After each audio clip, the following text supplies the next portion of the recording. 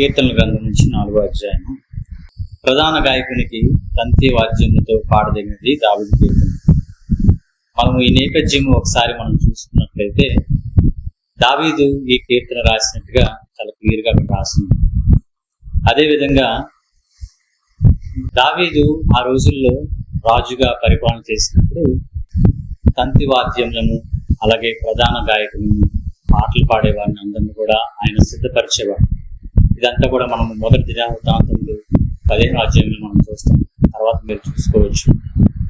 పాటలు పాడేవారిని, గాయకులను, తంతి వాద్యములు, సితార, స్వరమండలం, ఇవి ఏవైతే ఉన్నాయో ఇన్స్ట్రుమెంట్స్, అవన్నీ కూడా దావీదుకి చాలా ఇంట్రెస్ట్, చాలా దేవుని తలాంతు కలిగిన వాడు. సో ఈ టాలెంట్స్ కలిగిన దావీదు ఒక టీంని అక్కడ తయారు చేసి ఉంచేవాడు, దేవుని ఆరాధించడానికి, పాటలు పాడడానికి. ఈ కీర్తన అదేవిధంగా ఆయన రాసి ప్రధాన గాయకునికి ఇవ్వడం జరిగింది. దావీదు కీర్తన రాయడమే కాదు, లిరిక్స్ రాయడమే కాదు, అదేవిధంగా ఈ లిరిక్ ని కంపోజ్ చేయడం, మ్యూజిక్ కంపోజ్ చేయడం కూడా టాలెంట్ కలిగిన దావీదు. ఆ తలాంతు దేవుడు ఇచ్చాడు. మళ్ళీ ఏ ఇన్స్ట్రుమెంట్ యూజ్ చేయాలో, అక్కడ సితార్ వాడాలి లేకపోతే వేరే ఇన్స్ట్రుమెంట్ వాడాలనేది కూడా దావీదుకి బాగా తెలుసు. ఆ ఇన్స్ట్రుమెంట్స్ యూజ్ చేయడము, ఏ ఇన్స్ట్రుమెంట్ వాడాలి, ఎవరు పాడాలి, ఎలా పాడాలి, అవన్నీ కూడా డైరెక్షన్ చేసి ప్రధాన గాయకునికి ఇచ్చేవాడు. అప్పుడు ప్రధాన గాయకునికి డ్యూటీ ఏంటంటే ఆ సంఘంలో ఉన్న వారికి ఆ పాటను నేర్పించి ఏ విధంగా పాడాలో నేర్పించడం, తద్వారా దేవుని ఆరాధించడము జరుగుతూ ఉండేది. సో ఈ నేపథ్యం అది. అలాగే మనం గతంలో 3వ కీర్తన కూడా మనము తెలుసుకున్నాం. ఇది ఎప్పుడు దావీదు రాశాడు అనేది మనకు క్లియర్ గా లేదు, కానీ చాలా మంది అనేది ఏంటంటే తన కుమారుడైన అబ్షలోం దావీదును తరుగుతా ఉన్నప్పుడు 3వ కీర్తన రాశాడని చెప్పి మనం అప్పుడు చూసాం. ఇంచుమించు అటువంటి సిచ్యువేషన్ ఏమో అని చాలా మంది బైబిల్ పండితులు అంటారు, కానీ అది యాక్చువల్గా అదే అని మనం ఖచ్చితంగా చెప్పలేము. కానీ 3వ కీర్తనలో ఉన్నవి కొన్ని మాటలు 4వ కీర్తనలో కూడా మళ్ళీ రిపీట్ అయినట్టుగా మనం చూస్తాం. ఇప్పుడు మొదటి వచనంలోకి వెళ్ళిపోదాం. నా నీతికి ఆధారమగు దేవా. ఈ వచనాన్ని కొద్దిగా ధ్యానం చేయడానికి ప్రయత్నం చేద్దాం. నా నీతికి ఆధారమగు దేవా అని దావీదు చెప్తున్నా ఉన్నాడు. అంటే రైటియస్నెస్, నీతిమంతుడిగా మనము తీర్చబడాలి అంటే అది దేవుడి నుంచే వస్తుంది. మనము మంచి పనులు చేసినా లేక మన భక్తి జీవితాన్ని బట్టి దాన ధర్మాలు చేసినా దాన్ని బట్టి మనం నీతిగా పిలువబడం, అది లోకము పిలుస్తుంది. కానీ బైబిల్ చాలా స్పష్టంగా తెలియజేస్తుంది, నీతిమంతుడు లేడు, ఒక్కడు లేడు. మనకు బాగా తెలుసు, రోమాపత్రిక 3వ అధ్యాయం చెప్తుంది, ఒక్కడు లేడు. అందరూ కూడా పాపం చేసి దేవుని దారి తప్పిపోయి దేవుని వెతకకుండా ఇష్టానుసారంగా పనికి మాలిన వారై జీవిస్తూ ఉన్నారు. సో ఎవ్వరు కూడా నీతిమంతుడు లేడు. ఎవరు నీతిమంతుడు లేనప్పుడు దావీదు కూడా ఆ విధంగా చెప్తున్నాడు, దేవా నేను నీతిమంతుడిగా ఉండాలి అంటే కేవలం నీవే నాకు ఆధారం, నీవే నాకు సోర్స్, దేవుడే మనకు సోర్స్. మనం నీతిగా ఉండాలంటే ఎందుకంటే మనము పుట్టుకతోనే పాప స్వభావం కలిగిన వారు. మనము నీతిగా ఉండాలి లేకపోతే నీతిగా పిలువబడాలంటే అది కేవలము యేసుక్రీస్తు రక్తము ద్వారా కడగబడితేనే, యేసుక్రీస్తుని నమ్ముకుంటేనే ఆయన నీతిని మనకు ఆపాదిస్తాడు. ఇది మన రోమపత్రిక చదివినప్పుడు నీతి ఏ విధంగా మనకి ఆపాదించబడుతుంది అనేది చాలా చక్కగా పౌలు వివరించాడు. ఒక పాపి ఏ విధంగా యేసయ్యను అంగీకరించిన తర్వాత ఏ విధంగా యేసయ్య నీతి, దేవుడు ఒక్కడే నీతిమంతుడు, యేసయ్య మాత్రమే నీతిమంతుడు. ఆయన నీతిని, ఆయన నీతి వస్త్రాన్ని ఏ విధంగా మనకు ఆపాదిస్తాడు అనేది మనము రోమపత్రికలో మనం తెలుసుకోవచ్చు. ఇంకో క్వశ్చన్ కూడా మనకు రావచ్చు, అబ్రహాం నీతిమంతుడిగా పిలువబడ్డాడు కదా, నోవాహు నీతిమంతుడిగా పిలువబడ్డాడు కదా, అది ఎలా సాధ్యం అనుకోవచ్చు. నిజమే, అబ్రహాం నీతిమంతుడిగా పిలువబడ్డాడు, నోవాహు నీతిమంతుడిగా పిలువబడ్డాడు. కానీ బైబిల్ మరొక దగ్గర సెలవిస్తుంది రోమపత్రికలో, నీతిమంతుడు లేడు, ఒక్కడు లేడు. ఎలా మరి? రెండు కాన్ఫ్లిక్ట్ అవుతున్నాయి కదా, రెండు ఒకదానికి విభేదించినట్టుగా ఉంది కదా వాక్యం. అంటే అబ్రహాం నీతిమంతుడిగా ఎందుకు పిలువబడ్డాడంటే దేవుడు నమ్మాడు కాబట్టి. అంతేగా మనకు ఆ వచనం తెలుసు, అబ్రహాం దేవుని నమ్మాడు కాబట్టి అతను నీతిగా ఎంచుకుంటాడు. నోవాహు కూడా దేవుని వాక్యానికి విధేయత చూపించాడు కాబట్టి నీతిమంతుడిగా పిలువబడ్డాడు. నీవు నేను మీరు నేను కూడా మనం నీతిమంతులుగా పిలువబడాలి అంటే ఒక్కటి మాత్రం మనం మర్చిపోకూడదు. మనం ఎవరికైనా సహాయం చేస్తాను, లేదా ఎవరికైనా హెల్ప్ చేస్తాను, లేక మన భక్తి జీవితాన్ని బట్టు, లేక రోజు మనం బైబిల్ చదువుతున్నామను, లేకపోతే ప్రతి వారం ఆదివారం సంఘానికి వస్తున్నామను, దీన్ని బట్టి మనం నీతిగా ఎంచబడం. కేవలము యేసయ్యని నమ్ముకుని ఆయన రక్తం ద్వారా మనం కడగబడి ఆయన మనల్ని విమోచించుకుని ఆయన మనం అంగీకరించితే తప్ప మనం నీతిగా ఎంచబడము. అనేక మంది దేవుణ్ణి తెలుసుకుంటారు, కానీ దేవుణ్ణి నిజంగా పర్సనల్ గా ఎవరైతే తెలుసుకుంటారో వారికి మాత్రమే దేవుడు నీతిని అనుగ్రహిస్తాడు. తర్వాత వచనంలోకి వెళ్తే అదే వచనం, నేను మొరపెట్టినప్పుడు నాకు ఉత్తరం ఇమ్ము. దావీదు తెలియజేస్తా ఉన్నాడు, నాకు మొరపెట్టినప్పుడు నాకు ఉత్తరం ఇమ్ము అంటున్నాడు. అంటే ఏ విధంగా దావీదు ప్రార్థన చేస్తున్నాడంటే, ఒక తండ్రిని కుమారుడు లేక తండ్రిని కుమార్తె అడిగినట్టుగా చాలా ఫ్రీగా. మనం తండ్రితో ఎలా మాట్లాడతాం, ఒక కూతురుగా ఒక కుమార్తెగా ఎంత ఫ్రీగా మాట్లాడతాం మనం. నాకు ఇది కావాలి దేవా, తండ్రి డాడీ లేదా మమ్మీ నాకు ఇది కావాలి, నాకు ఇది ఇష్టము, ఇది నాకు అనుగ్రహించు అని అంటాం కదా. ఎంత క్లోజ్ గా మనం ఉంటాం మన పేరెంట్స్ తో. ఆ విధంగా దావీదు చెప్తా ఉన్నాడు, నేను మొరపెట్టినప్పుడు నాకు ఉత్తరం ఇవ్వు దేవా అంటున్నాడు. ఒక దేవుణ్ణి మనం పూజించే దేవుణ్ణి, నమ్ముకున్న దేవుని ఒక తండ్రిగా మనం భావించుకోవాలి, మనం నేర్చుకోవచ్చు ఈ వచనం ద్వారా. మనము ఏదైనా కూడా మనకి ఇష్టమైనది ఒక తండ్రిని అడిగినట్టుగా, ఒక తల్లిని అడిగినట్టుగా మనం చేస్తే దేవుడు తప్పకుండా మనకు అనుగ్రహిస్తాడు. ఇరుకులో నాకు విశాలత కలగజేసిన వాడు నీవే.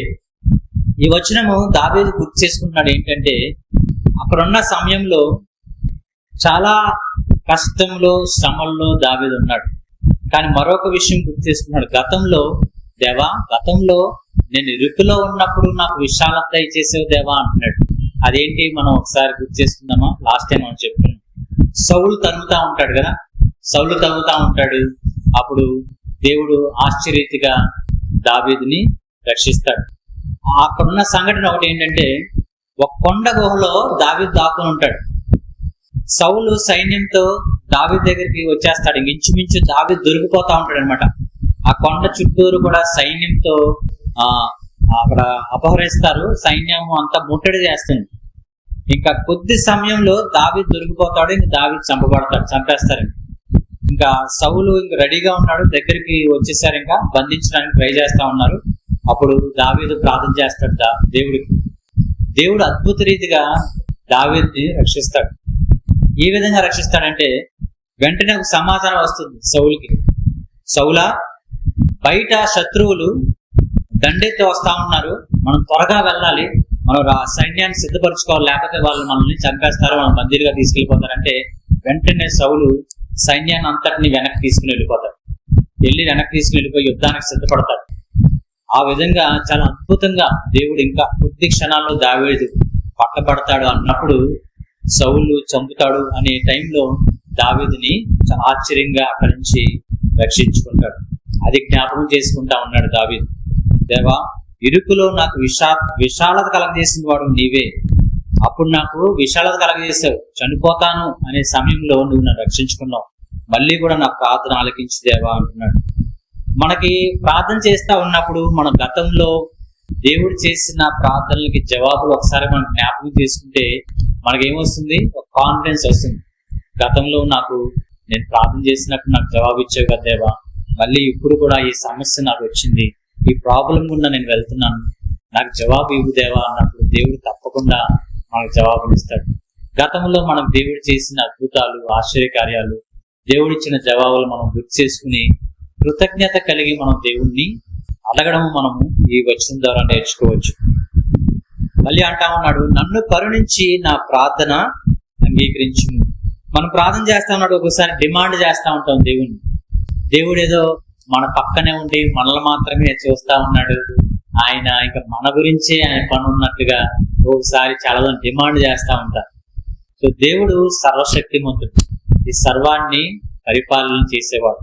దేశాల్ని, రాజ్యాల్ని, ఈ లోకంలో, ప్రపంచంలో అనేక దేశాలని, నాయకుల్ని ఆయన చూస్తా ఉంటాడు. ఎవరెవరికి ఏ విధంగా వాళ్ళకి వాళ్ళకి ప్రార్థన జవాబులు ఇవ్వాలో, ఏ విధంగా ఈ పరిపాలన చేయాలో ఆయన కనుసన్నల్లో జరుగుతూ ఉంటుంది. అది మనం గుర్తుపెట్టుకోవాలి. మనం ఎప్పుడు కూడా డిమాండ్ చేసేవారిగా ఉండకుండా దావీదు దగ్గర నుంచి ఒకటి నేర్చుకోవచ్చు. దావీదుని ఏమని పిలిచింది బైబిల్లో? మనం ఏమని ఉంది దావీదు గురించి? నా హృదయానుసారుడు. అంతేగా, దావీదు గురించి మనం గుర్తు చేసుకుంటే ఈ మాట మనం గుర్తుపెట్టుకోవాలి. దేవునికి హృదయానుసారుడుగా దావీదు పిలువబడ్డాడు. అటువంటి దావీదు అంటున్నాడు, దేవా నన్ను కనికరించు, నన్ను కరుణించు, నా ప్రార్థన అంగీకరించుము. నేను నీకు ఇష్టడును కాబట్టి నా ప్రార్థనకి జవాబు ఇవ్వు దేవా అని డిమాండ్ చేయడం లేదు దావీదు. కానీ దావీదు అంటున్నాడు, నన్ను కరుణించు దేవా, have mercy on me, have mercy, నా ప్రార్థనని అంగీకరించు ప్లీజ్ దేవా అని అడుగుతూనే ఉన్నాడు. మనం చేసే ప్రార్థన దేవుణ్ణి మనం దేవుడి దగ్గరికి ఎంత ఎక్కువ సమయం గడిపినా, మనం దేవుడి తండ్రిగా ఉన్నప్పటికీ దేవుడికి ఇవ్వాల్సిన గౌరవం ఎప్పుడు మనము దేవుడికి ఇవ్వాలి. మనకి ఒక ప్రార్థన లూకా సువార్త 18వ అధ్యాయంలో మనం ఒకటి నేర్చుకోవచ్చు. యేసయ్య ఒక ఉపమానం చెప్తారు. లూకా సువార్తలో 18వ అధ్యాయం 10వ వచనం మనం చదువుతారా? లూకా సువార్త 18. ప్రార్థన చేయుటకై 2 మనుషులు దేవాలయంలోకి వెళ్ళింది. వారిలో ఒకడు పరిసయ్యుడు, ఒకడు సుంకరి. పరిసయ్యుడు నిలవబడి, దేవా, నేను చోరులను, అన్యాయస్తులను, వ్యభిచారులనైన ఇతర మనుషుల వలనైనను ఈ సుంకరి వలనైనను ఉండనందుకు నీకు కృతజ్ఞతాస్తుతులు చెల్లించున్నాను. వారంలో 2 మార్లు ఉపవాసం చేయించు ఆ సంపాదన అంతట్లో 10వ వంతు చెల్లించున్నానని తాను ప్రార్థించున్నాను. అయితే సుంకరి దూరంగా నిలుచుండి ఆకాశం వైపు కన్నులెత్తుటకైనను ధైర్యము చాలక రొమ్ము కొట్టుకొనుచు, దేవా, పాపినని నన్ను కరుణించుమని పలికెను. అతని కంటే ఇతడు నీతిమంతుడిగా తీర్చబడి తన ఇంటికి వెళ్ళనని మీతో చెప్పుచున్నాను. తగ్గించబడినందు తాను తగ్గించుకుని వాడు హెచ్చింపడినందు చెప్పింది. 14వ వచనం మనం చూసినట్లయితే వాక్యంలో, అతని కంటే ఇతడు నీతిమంతుడిగా తీర్చబడను. నీతి మంతుడిగా పిలువబడాలంటే దేవుని దగ్గర నుంచే వస్తుంది. ఇక్కడ 2 రకాలైన మనుషులు దేవుడు మనకు చూపిస్తా ఉన్నాడు. ఒకరు పరిసయ్యుడు, మరొకడు సుంకరి. పరిసయ్యుడు ఏం చేస్తాడంటే కంపేర్ చేస్తా ఉన్నాడు. దేవా, నేను వారానికి 2 సార్లు ఉపవాసం ఉన్నాను, ప్రతి వారం సంఘంలో నేను పెద్దగా ఉన్నాను, సంఘంలో నేను పరిచర్య చేస్తా ఉన్నాను, అలాగే నేను 10వ వంతు 10% ఇస్తా ఉన్నాను, అందుని బట్టి నాకు జవాబు దేవా అని చాలా గర్వంగా ప్రార్థన చేస్తా ఉన్నాడు. కానీ సుంకరి ఏ విధంగా ప్రార్థన చేస్తా ఉన్నాడు? ఆకాశం వైపు కళ్ళెత్తి చూడడానికి కూడా ధైర్యం లేదని రొమ్ము కొట్టుకుని ప్రార్థన చేస్తా ఉన్నాడు. వీళ్ళిద్దరిని చూసిన దేవుడు ఎవరు ప్రార్థన విన్నాడు? సుంకరి ప్రార్థన విన్నాడు. ఏం చేశాడు? ప్రార్థన వినడమే కాకుండా నీతిమంతుడుగా తీర్చాడు. అదే నీతి మనకు దేవుడు ఆపాదించాలి అంటే మనం కూడా సుంకరి వల్ల మన ప్రార్థన ఉండాలి. అదే ప్రార్థన ఇక్కడ దావీదు చేసినట్టుగా మనం చూస్తా ఉన్నాం. నా ప్రార్థనని అంగీకరించి దేవా, నన్ను కనికరించు. ఎంత తగ్గించుకుని, రాజైన దావీదు తగ్గించుకుని దేవుడి దగ్గర ప్రార్థన చేస్తా ఉన్నాం. దేవుడికి ఇష్టమైన ప్రార్థన సుంకరి ప్రార్థన. మనం చేసే ప్రార్థన దేవుని డిమాండ్ చేసినట్టుగా, లేకపోతే నాకు ఇది కావాలి దేవా, ఇది ఇవ్వకపోతే దేవుడి దగ్గర అలుగుతాం. ఒకసారి అడుగుతా ఉంటాం కదా, మనం అడుగుతా ఉన్నప్పుడు దేవుడు మనకి ఇవ్వకపోతే, ఏం దేవుడు దేవా నువ్వేం దేవుడివి, అలా ఈ ప్రార్థన చేస్తే నువ్వు అసలు సమాధానం చూడు, లోకం అంతా ఎలా ఉందో, ఎంత ఆశ్రయించబడుతున్నారు, నాకేమీ లేదు, నువ్వేమి ఇవ్వేడు దేవా, నిన్ను నమ్ముకుని నాకేంటి ఉపయోగం అని ఎన్నిసార్లు అనుకుంటాం కదా మన జీవితంలో. దేవుడు మనకి ఏది అవసరమో అదే మనకు అనుగ్రహిస్తాడు. క్రైస్తవం అంటే ఏదో అన్ని మతాల వల్లే, లేకపోతే అన్ని దేవుల వల్లే, అందరి భక్తి వల్లే కానే కాదు. క్రైస్తవం అనేది ఆషామాషి కాదు. ఒక విధంగా చెప్పాలంటే చాలా కష్టంతో కూడుకుంది. చివరి వరకు ఎవరైతే నమ్మకంగా ఉంటారో, దేవుని యందు భయభక్తులు కలిగి ఉంటారో, వారు మాత్రమే నీతిమంతులుగా తీర్చబడతారు. వారితోనే దేవుడు ఆయన తిరిగి వచ్చినప్పుడు కలిసి జీవించే భాగ్యాన్ని అనుగ్రహిస్తారు. సో మనము మన ప్రార్థన చాలా తగ్గించుకొని సుంకరి వలె ప్రార్థించాలి అని దేవుడు కోరుకుంటా ఉన్నాడు. మొదటి వచనంలో మనం చూస్తే దావీదు దేవుడితో మాట్లాడుతున్నట్టుగా మనం చూస్తాం. అది మొదటి భాగం కింద మనం విభజించవచ్చు. 2వ వచనం నుంచి 5వ వచనం వరకు దావీదు మనుషులతో మాట్లాడుతున్నట్టుగా మనం చూస్తాం. First talking with God, second talking with people. మళ్ళీ 6 నుంచి 8 చివరి భాగం 3వ భాగము టాకింగ్ విత్ గాడ్. మొదటిది ఏంటి? Talking with God, next talking with people, then again talking with God. మొదటిగా దేవుడితో మాట్లాడాడు. ఆదియందు వాక్యం ఉండెను, ఆదియందు వాక్యం ఉండెను, ఇన్ ద బిగినింగ్ గాడ్. మనం కూడా మొదటిగా మన గడియ లేకపోతే మన తిన్న చర్య దేవుడితోనే మనం ప్రారంభించాలి. ఈ రోజుల్లో మనము సెల్ ఫోన్స్ వచ్చేసింది కాబట్టి లేచిన వెంటనే మొబైల్ చూస్తాం కదా, ఎవరైనా ఫోన్ చేశారా, ఎవరైనా మెసేజ్ పంపారా, ఏదైనా వాట్సాప్ లో మెసేజ్ ఉంది, ఏదైనా మిస్ అయిపోయానా అని చూస్తాం. కానీ దావీదుకున్న గొప్ప లక్షణం ఏంటంటే ఉదయం లేచిన వెంటనే దేవుడితో మాట్లాడే గొప్ప అలవాటు. సో దేవుడితో మాట్లాడే మొదటి వచనంలో, తర్వాత 2వ వచనంలో మనుషులకు చెప్తా ఉన్నాడు. ఏమంటున్నాడు? నరులారా, ఎంతకాలము నా గౌరవమును అవమానంగా మార్చెదరు, ఎంతకాలం వ్యర్థమైన దానిని ప్రేమించెదరు, ఎంతకాలము అబద్ధమైన వాటిని వెతుకుదురు. దేవుడితో ఆ దేవుని సన్నిధి అనుభవించాడు, దేవుడితో మాట్లాడాడు. మొదటి వచనంలో దేవుడి దగ్గర నుంచి ధైర్యం పొందుకున్నాడు. ఆ ధైర్యంతో మనుషులతో మాట్లాడుతూ ఉన్నాడు. మనం కూడా మన మొదటి గడియ మన దినచర్యలో లేచిన వెంటనే దేవుడితో మన వాక్యం ద్వారా ప్రారంభించినట్లయితే, ప్రార్థన ద్వారా మన దినాన్ని ప్రారంభించినట్లయితే దేవుడు మనకి శక్తిని ఇస్తాడు. ఒకసారి ట్రై చేసి చూడండి. ఒకవేళ అది మిస్ అయిపోయిందేమో మన జీవితంలో, ఆ అలవాటు ఉంటే మంచిదే. అది ఒకవేళ మిస్ అయిపోతా ఉంటే ఒకసారి ట్రై చేసి చూడండి. లేచిన వెంటనే ఫోన్ పట్టుకోకుండా, ఎవరితో మాట్లాడకుండా, ఆ లేచిన మనసు మీదే బెడ్ దగ్గరే మోకరించి ఒక కొద్ది నిమిషాలు, దేవా ఈ రోజంతా నన్ను నడిపించు, ఈ రోజు నీ చిత్త ప్రకారంగా నడిపించు దేవా, ఈ ఫలానా సమస్యలు, ప్రాబ్లమ్స్ లేకపోతే నాకు ఇవి ఉన్నాయి, ఈ సిచ్యువేషన్స్ ఎదురవుతా ఉన్నాయి, వీటిని ఎలా ఫేస్ చేయాలి అని దేవుని అడిగినప్పుడు దేవుడు తప్పకుండా మనకు శక్తిని ఇస్తాడు. అప్పుడు తర్వాత చుట్టూ ఉన్న మనుషులతో ఏ విధంగా మాట్లాడాలి, వారికి ఏ విధంగా మనం సమాధానం చెప్పాలి, మనకు ఎదురయ్యే పరిస్థితుల్ని ఏ విధంగా మనం ఫేస్ చేయాలి, ఏ విధంగా మనం ఎదుర్కోవాలి అనే శక్తిని దేవుడు మనకి, ఆ నడిపింపు మనకు అనుగ్రహిస్తాడు. ఒకసారి ట్రై చేసి చూడండి. అటువంటి అలవాటు ఉంటే చాలా మంచిది, లేకపోతే ఆ అలవాటు చాలా మంచి అలవాటు. దావీదు అదే చేసేవాడు.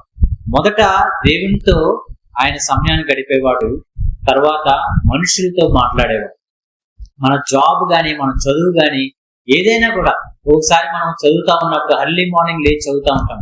బట్ దానికంటే ముందు దేవుడితో గడిపి తర్వాత మనము చదువు కానీ, ఉద్యోగం కానీ, ఏదైనా ఏ పనైనా మనం చేసినప్పుడు చాలా సులువుగా చేయడానికి దేవుడు మనకి నడిపిస్తాడు. చాలా స్మార్ట్ వర్క్ అంటారు కదా, కొంతమంది చాలా కష్టపడి పని చేస్తారు, ప్రతిఫలం ఉండదు. కొంతమంది స్మార్ట్ గా వర్క్ చేస్తారు, వెంటనే రిజల్ట్స్ వచ్చేస్తాయి. ఏ విధంగా స్మార్ట్ గా వర్క్ చేయాలో దేవుణ్ణి అడిగితే మనకు తెలియజేస్తాడు. చాలా సార్లు నేను అడుగుతా ఉండేవాడిని, చాలా ఎక్కువ సమయము అది పట్టాలి, యాక్చువల్గా 1-2 days అవ్వాలి ఆ వర్క్ విషయంలో. కానీ 1 hour 2 hours లో కూడా నేను ఆ రిజల్ట్స్ నేను చూసేవాడిని. సో ఏ విధంగా స్మార్ట్ వర్క్ చేయాలో కూడా దేవుడు గైడ్ చేస్తాడు. ఏ విధంగా సాధ్యమంటే when we spend time early morning with God, first with God. So ఇక్కడ చెప్తా ఉన్నాడు 2వ వచనంలో, మనుషులంట దావీదుని అగౌరవపరుస్తా ఉన్నారు, అవమానపరుస్తా ఉన్నారు, నిందలు వేస్తా ఉన్నారు. మనకు కూడా ఎదురవుతా ఉంటారు నిందలు వేసేవాళ్ళు. మనం అన్నామని మనం అగౌరవపరిచేవారు చెప్తూనే ఉంటారు. ఒకవేళ మనం కూడా అలాంటి విషయాల్లో మనం ఉన్నామేమో ఒకసారి మనం పరీక్షించుకోవాలి. మనం ఉంటాము, ఒకరి దగ్గరికి వెళ్ళినప్పుడు ఇంకొకరి గురించి చెడుగా మాట్లాడటం, వారి గురించి తగ్గించి మాట్లాడటం, వారి గురించి తెలియకుండా ఇష్టాసారంగా మనకు ఒకసారి ఎవరైనా నచ్చకపోతే వారి గురించి చెడ్డగా మాట్లాడడం, అవన్నీ కూడా దేవుడు గమనిస్తూ ఉంటాడు. సో ఇక్కడ దావీదుని ఆ విధంగానే అగౌరవపరుస్తా ఉన్నారు. వారితో అంటా ఉన్నాడు, ఏంటి నన్ను మీరు అగౌరవపరుస్తున్నారు, ఎంతకాలము మీరు అబద్ధాలు చెప్తా ఉంటారు, ఎంతకాలము నన్ను అవమానపరుస్తా ఉంటారు అని చెప్తా 3వ వచనంలో చెప్తా ఉన్నాడు వారితో, యెహోవా తన భక్తులను తనకు ఏర్పరచుకున్నాడని తెలుసుకుని నేను యెహోవాకు మొరపెట్టగా ఆయన ఆలకించును. ఎంత ధైర్యంగా చెప్తా ఉన్నాడు. ఏమంటున్నాడంటే దేవుడు తన భక్తుల్ని ఏర్పాటు చేసుకుంటాడండి. God selects his people. దేవుడు చాలా మంది ఉంటారు ప్రజలు ఈ లోకంలో, కానీ కొంతమంది దేవుడు సెలెక్ట్ చేసుకుంటా ఉంటాడు. ఈ సంఘంలో కొంతమంది సెలెక్ట్ చేసుకుంటాడు, ఇంకా వేరే సంఘంలో కొంతమంది సెలెక్ట్ చేసుకుంటా ఉంటాడు. అలాగే ప్రపంచంలో ఆయన భక్తులు కొంతమంది ఉంటారు, వాళ్ళని సెలెక్ట్ చేసుకుంటారు. వారి మీద ఎవరైనా అవమానంగా మాట్లాడినా, ఎవరైనా నింద వేసినా, ఎవరైనా వారిని నెగిటివ్ గా మాట్లాడినా, వారిని నిందించినా, గాయపరిచినా, శ్రమల గుండా తీసుకెళ్ళినా దేవుడు ఊరుకుంటాడా? They are selective people. మనకి వారు మామూలుగా ఉండొచ్చు బయటికి, కానీ దేవుడు వారిని సెలెక్ట్ చేసుకున్నా ఉన్నప్పుడు వారిని ఎవరైనా ఏమైనా గాయపరిస్తే, ఎవరైనా వాళ్ళని ఇబ్బంది పెడితే దేవుడు చూస్తూ ఊరుకోడండి. అందుకే ఎవరిని మనం గాయపరచకుండా ఉండడానికి మనం ప్రయత్నం చేయాలి. వారు ఒకవేళ మొరపెడితే దేవుడికి ఏ విధంగా దేవుడు సమాధానిస్తే మన పరిస్థితి ఏంటి అని ఆలోచించుకోవాలి. అందుకే ఇక్కడ దావీదు అంటాడు, నేను యెహోవాకు మొరపెట్టగా ఆయన ఆలకిస్తాడు. దేవుడు ఆయన భక్తుల జాబితాలో నన్ను సెలెక్ట్ చేసుకున్నాడు. దేవుడు సెలెక్ట్ చేసుకుంటాడు. సో మీరు జాగ్రత్తగా ఉండండి అని దావీదు చెప్తా ఉన్నాడు. సో ఈ రోజు మనం చూస్తా ఉన్నాం, ప్రపంచంలో కావచ్చు, మన దేశంలో కావచ్చు, మన రాష్ట్రంలో కావచ్చు, దేవుని బిడ్డలను క్రైస్తవులు ఏ విధంగా హింసిస్తా ఉన్నారు. ఎక్కడ చూసినా యూట్యూబ్ లో కానీ, ఫేస్బుక్ లో కానీ, టీవీలో కానీ దేవుని సేవకులను కానీ, దేవుని పిల్లలను కానీ సంఘాల్లోకి వెళ్ళి వాళ్ళని హింసిస్తా ఉన్నారు, శ్రమలు పెడతా ఉన్నారు.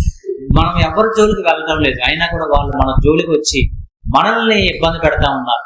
దేవుని పిల్లల్ని నష్టపెడతా ఉన్నారు, వాళ్ళని కొడతా ఉన్నారు, తిడతా ఉన్నారు, జైల్లో కూడా పెడతా ఉన్నారు, అవసరమైతే చంపేస్తా ఉన్నారు. ఇవన్నీ దేవుడు చూస్తా ఊరుకుంటాడు అనుకుంటా ఉన్నారా? నో ఫ్రెండ్స్, ఇవన్నీ కూడా దేవుడు ప్రతి ఒక్కరికి లెక్క చెప్తాడు. ప్రతి ఒక్కరికి వారికి కావాల్సిన వారికి ప్రతిఫలం ఇస్తూనే ఉంటాడు. సో మనం సైలెంట్ గా ఏం చేయాలంటే, సైలెంట్ గా దేవునికి విధేయత చూపిస్తూ ముందుకు సాగిపోవడమే మన పని. కానీ దేవుడు మాత్రము ఒకటి మర్చిపోకూడదు, ఆయన భక్తులను, ఆయన పిల్లలను సెలెక్ట్ చేసుకుని పెట్టుకుంటాడు. వారికి ఎవరైనా హాని చేసినా మనం వారికి సమాధానం చెప్పనవసరం లేదు, మనం వారికి జవాబు ఇవ్వనవసరం లేదు. దేవుడే ఆ సమయంలో వారికి జవాబిచ్చి వారికి బుద్ధి చెప్తాడు. 4వ వచనం, భయము నుండి పాపము చేయకుడి, మీరు పడకల మీద నుండగా మీ హృదయంలో ధ్యానము చేసుకుని ఊరుకునుడి. ఏమంటున్నాడంటే దావీదు, భయపడి పాపం చేయదు. ఒకసారి మనకు కోపం వస్తుంది, కోపంతో ఎఫెసీయులకు రాసిన పత్రికలో ఉంటుంది, కోపపడుడు గాని పాపం చేయకుడి. ఒకసారి మానవుల కోపం వస్తుంది, చిరాకు పడుతుంది, కానీ పాపం మాత్రం చేయకూడదు అని బైబిల్ సెలవిస్తుంది. భయము నుండి పాపం చేయకూడదు. దావీదు దేవుడు హృదయానుసారుడు అయినప్పటికీ పాపం చేస్తే దావీదు విడిచిపెట్టాడా? ఏమంటారంటే లోకానుసారంగా చెమడాలు తీసేసాడు దావీదుని కదా. ఎంత దారుణంగా శిక్షించాడంటే దావీదుని, సొంత కుమారులే ఎదురు తిరిగారు, పుట్టిన బిడ్డనే సొంత బిడ్డ చంపబడ్డాడు. అక్కడ ఎంత హృదయ వేదన అనుభవించాడంటే దావీదు, చాలా ఒంటరిగా ఫీల్ అయ్యాడు. రాజు అయినప్పటికీ సౌలు చేత తరమపడ్డాడు, చంపబడాల్సిన వాడు తిథిలో తప్పించుకున్నాడు. అబ్షలోము సొంత కుమారుడు, ఇష్టమైన కుమారుడు దావీదు, ఇష్టమైన కుమారుడు కూడా చంపడానికి ఎదురు తిరిగాడు. చాలా శిక్షలు దేవుడు అనుగ్రహించాడు. దావీదునే విడిచిపెట్టని దేవుడు మిమ్మల్ని నన్ను విడిచిపెడతాడా? మనం ఎంత దేవుని నమ్ముకున్నా, దేవుని పిల్లలుగా ఉన్నా, పాపం చేస్తే మాత్రం దేవుడు విడిచిపెట్టాడు. ఆ పాపానికి తగిన మూల్యము మనం చెల్లించుకోక తప్పదు. అందుకే దేవుడు చెప్తా ఉన్నాడు వాక్యం ద్వారా, భయము నుండి పాపం చేయకుడి. పాపము చేయకూడదు. మనం పాపం ఒకవేళ పొరపాటు చేసిన వెంటనే ఏం చేయాలంట తర్వాత కూడా చెప్తా ఉన్నాడు, మీరు పడకల మీద ఉండగా మీరు హృదయంలో ధ్యానం చేసుకుని ఊరుకునుడి. అవును బ్రదర్, నిజమే, పాపం చేయకూడదు. కానీ ఈ రోజున్న ప్రపంచంలో, ఈ రోజున్న మీడియా, ఈ రోజున్న సినిమాలు, ఈ రోజున్న ఈ యూట్యూబ్ ఇవన్నీ చూసినప్పుడు పాపం చేయకుండా ఎలా ఉండగలము? ఇప్పుడున్న ప్రజలు బట్టి అనుకుంటాం, పొరపాట్లు చేస్తాం, మనుషులుగా మనం పొరపాట్లు చేస్తాం, వయసు రీత్యా పొరపాట్లు చేస్తాం, ఒక్కొక్కసారి మనకున్న పరిస్థితులను బట్టి, మనకున్న ఫ్రెండ్స్ ని బట్టి తప్పు చేస్తాం. అది నిజమే, అది అంగీకరించి తప్పదు.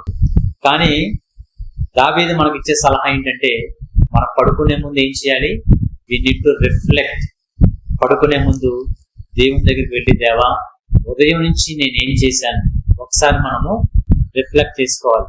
ఉదయం లేచిన దగ్గర నుంచి నేనేం చేశాను, ఏ తప్పుడు మాటలు మాట్లాడాను, ఏ తప్పుడు జీవితం జీవించాను, ఎవరితో ఏ విధంగా ఉన్నాను, ఏ విధంగా నేను మోసం చేశాను, ఏ విధంగా అబద్ధాలు ఆడాను, ఇవన్నీ కూడా ఒకసారి ప్రార్థన చేసుకుంటే ఒకసారి ట్రై చేసి చూడండి. దేవా ఈ రోజు నేను ఏం చేశానో ఒకసారి గుర్తు చేస్తున్నప్పుడు దేవుడు మనకి ఒక స్క్రీన్ మీద మనం చేసి అన్ని గుర్తు చేస్తూ ఉంటాడు. మన మనస్సాక్షి గర్తిస్తూ ఉంటుంది. ఎవరైనా సరే ఒకసారి ప్రార్థనలో దేవుడికి ఒకసారి మనస్ఫూర్తిగా ప్రార్థన చేసినప్పుడు, దేవా ఈ రోజు నేను చేసిన తప్పులు క్షమించు అని మనం ప్రారంభిస్తే మనం చేసిన అన్ని కూడా మనకు జ్ఞాపకం చేస్తారు దేవుడు. మన ప్రతి ఒక్కరి మనస్సాక్షిని దేవుడు ఇచ్చాడు. ఆ మనస్సాక్షి ఏం చేస్తుందంటే, ఉదయం ఆ పలానా వ్యక్తితో నువ్వు అబద్ధం ఆడావు, ఆ పలానా వ్యక్తిని నువ్వు నిందించావు, లేనిపోని మాట్లాడావు, నువ్వు ఉద్యోగంలో చేయకూడని పని నువ్వు చేసావు, సీక్రెట్ జీవితం నీకు ఇది ఉంది, నీకు అందరి విషయంలో నువ్వు చాలా నీతిగా కనబడతా ఉన్నావు, కానీ నాకు తెలుసు నీ జీవితం అని దేవుడు మనకి అన్ని గుర్తు చేస్తా ఉంటాడు. ఒకటి ఏంటంటే, దేవుడు మనకి సీక్రెట్ ఫ్రెండ్ గా కూడా మనం భావించవచ్చు. Who is my secret friend? దేవుడే. మన కొన్ని విషయాలు భర్త భార్యకి చెప్పుకోలేని విషయాలు ఉంటాయి, భార్య భర్తకి చెప్పుకోలేని విషయాలు ఉంటాయి, పిల్లలు తల్లిదండ్రులు చెప్పుకోలేని విషయాలు ఉంటాయి, కానీ దేవుడికి మనసు విప్పి అన్ని చెప్పుకోవచ్చు. ఎందుకంటే మనం చెప్పినా చెప్పకపోయినా దేవుడికి మన గురించి తెలుసు. End to end, head to foot, ప్రతిది కూడా మనం రేపు ఏం చేయబోతున్నామో, నెక్స్ట్ గడి ఏం చేయబోతున్నామో అన్ని కూడా దేవుడికి తెలుసు. బట్ గాడ్ ఎక్స్పెక్ట్స్ ఏంటంటే, ఆయన ఎక్స్పెక్ట్ చేసేంటే మనకున్న బలహీనత దేవుడికి చెప్తామా లేదా, మనం చేసిన తప్పు దేవుడి దగ్గర ఒప్పుకుంటున్నామా లేదా అనేది దేవుడు చూస్తూ ఉంటాడు. అప్పుడు దేవుని మనం అడిగినప్పుడు ఒకసారి కొన్ని విషయాల్లో మనము నిలబడలేము, కొన్ని విషయాల్లో అనుకుంటాము అయినా పడిపోతా ఉంటాం. ఒకసారి ఫర్ ఎగ్జాంపుల్, చూపుల బలహీనత నాకు ఉందనుకోండి, మనం చూడకూడదు మనకు తెలుసు, కానీ మనం చూస్తాం, వీడియో చూస్తాం, చూడకూడదు కానీ చూసే వీక్నెస్ మనకు ఉంటుంది. అలా చూస్తాం. ఎగ్జాంపుల్ చెప్తాం, ఎగ్జాంపుల్ చాలా ఉండొచ్చు. ఆ చెప్పినప్పుడు దేవుడి దగ్గరికి ఒకసారి అడిగి చూడండి, ట్రై చేసి చూడండి. I use to ask God, నాకున్న వీక్నెస్ అడుగుతా ఉన్నప్పుడు, నా యవ్వన వయసులో 10 years 15 years బ్యాక్ నాకున్న బ్యాడ్ హ్యాబిట్స్ బట్టి దేవుని అడుగుతున్నప్పుడు, పర్టికులర్ గా ఈ విషయం నేను పడిపోతున్నాను దేవా, నాకు శక్తిని దయచేదేవా అన్నప్పుడు అద్భుత రీతిగా ఓవర్ పీరియడ్ ఆఫ్ టైమ్ వాటి మీద ఇంట్రెస్ట్ లేకుండా చేసేవాడు దేవుడు. అవి అసలు చూడకుండా, వాటి జోలికి వెళ్లకుండా, అక్కడికి వెళ్లకుండా, వేరే చెడు స్నేహం జోలికి వెళ్లకుండా దేవుడు ఇంట్రెస్ట్ లేకుండా చేసేవాడు. మనం కూడా ఒకసారి ట్రై చేసి చూడండి, దేవా ఈ పలానా వీక్నెస్ నేను పడిపోతా ఉన్నాను, ఈ వీక్నెస్ నాకుంది, ఎవరికి చెప్పుకోలేని ఈ సమస్య నాకుంది, ఈ శరీర బలహీనత నాకుంది, ఇందులో నాకు శక్తిని దయచేదేవా అన్నప్పుడు అలా మనం అడుగుతా ఉన్నాడు. దేవుడు ఆశ్చర్యతగా మనకి ఆ బలాన్ని ఇస్తాడు. ఆ శక్తిని ఇచ్చినప్పుడు వాటి నుంచి మనం నిలబడే గలగా శక్తిని దేవుడు మనకి ఇస్తాడు. ఒకసారి ట్రై చేసి చూద్దాము.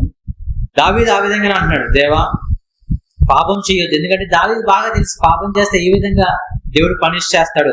భయం నుండి పాపం చేయకుడి, మనకి ఇన్స్ట్రక్షన్ చేస్తా ఉన్నాడు.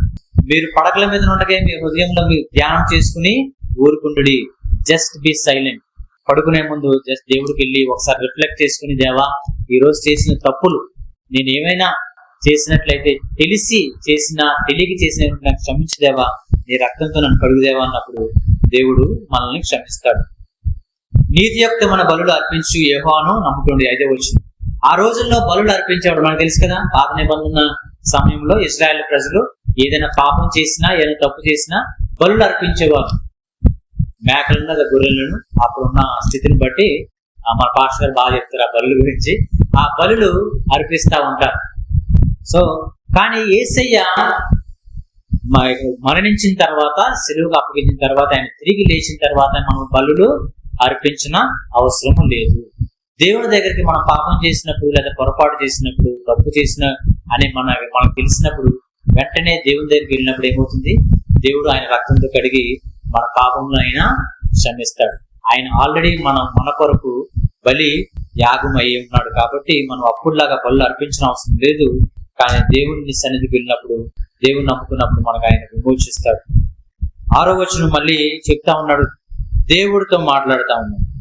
మాకు మేలు చూపువాడు ఎవడని పలుకువారు అనేకులు, యెహోవా నీ సన్నిధి కాంతి మా మీద ప్రకాశింపుతుంది. త్వరగా వెళ్ళిపోతాను.